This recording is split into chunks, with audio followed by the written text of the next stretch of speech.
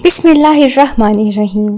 اللہ تعالیٰ نے اپنے بندوں کی ہدایت کے لیے مختلف زمانوں میں اپنے پیارے نبی اور رسول بھیجے ہیں۔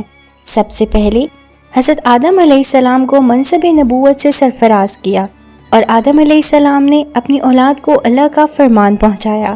اسی طرح حضرت آدم علیہ السلام سے لے کر حضور اکرم صلی اللہ علیہ وآلہ وسلم تک اس دنیا میں جتنے بھی قومیں آباد ہوئیں ان کی ہدایت کے لیے اللہ تعالیٰ نے انبیاء بھیجے۔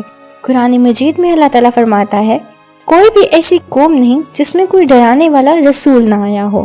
مختلف زمانوں میں آنے والے انبیاء کرام کی رسالت و نبوت کے ثبوت کے لیے بطور دلائل اللہ تعالیٰ نے ان کو معجزات عطا فرمائے۔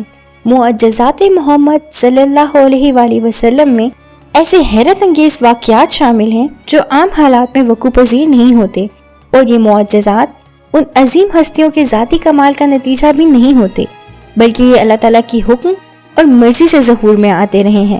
حضرت ابراہیم علیہ السلام کا آگ سے زندہ نکل آنا اور پھر آگ کا آپ کے لیے گلزار بن جانا، حضرت اسماعیل علیہ السلام کا تیز چھری سے زندہ بچ جانا اور پھر آپ کی جگہ ایک دمبے کا ذبح ہو جانا، حضرت صالح علیہ السلام کے لیے پتھر سے ایک اونٹنی کا نمودار ہونا، حضرت موسیٰ علیہ السلام کے عصا کا اسلحہ بن جانا اور دریائے نیل کا 2 حصوں میں تقسیم ہو کر حضرت موسیٰ علیہ السلام اور ان کے ساتھیوں کے لیے راستہ دے دینا۔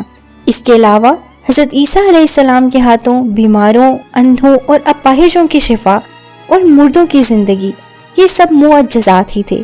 اسی طرح حضرت محمد مصطفیٰ صلی اللہ علیہ وآلہ وسلم کو بھی اللہ تعالیٰ نے معجزات عطا فرمائے۔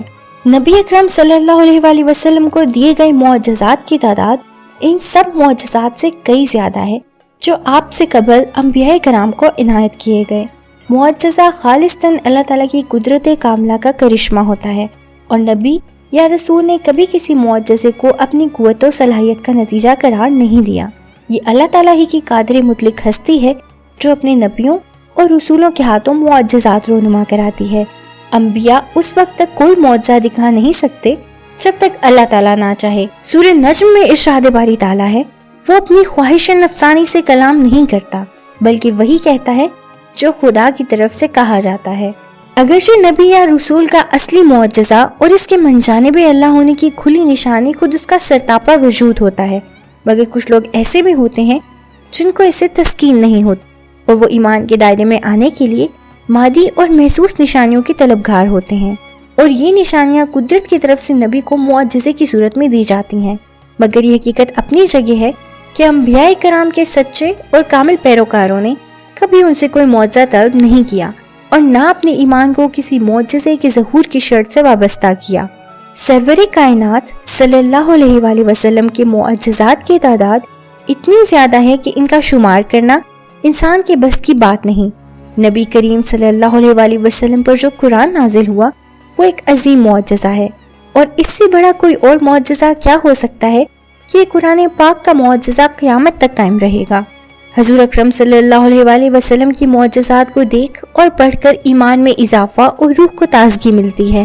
آخر میں میری اللہ سے دعا ہے کہ وہ اپنے فضل و کرم سے اپنے پیارے نبی صلی اللہ علیہ وآلہ وسلم کے اس ذکر کو شرف قبولیت عطا فرمائے، آمین۔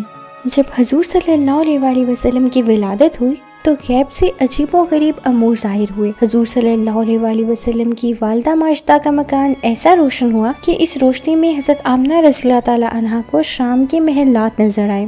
ایران کے دارالحکومت میں نوشیروان شاہ ایران کا محل پھٹ گیا اور اس کے 14 کنگرے گر پڑے۔ اس میں اشارہ تھا کہ 14 حکمرانوں کے بعد ایران کا ملک توحید کے نام لیواؤں کے قبضے میں آ جائے گا۔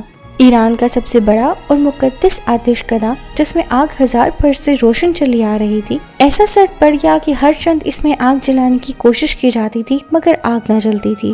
بحیرہ سادہ جو ہمدان اور کم کے درمیان تقریباً 6 میل لمبا اور 6 میل ہی چوڑا تھا، جس کے کناروں پر شرک و بت پرستی ہوا کرتی تھی، یکایک بالکل خشک ہو گیا، اور شام و کوفہ کے درمیان وادی ساوا کی ندی جو بالکل خشک پڑی رہتی تھی لبالب بہنے لگی۔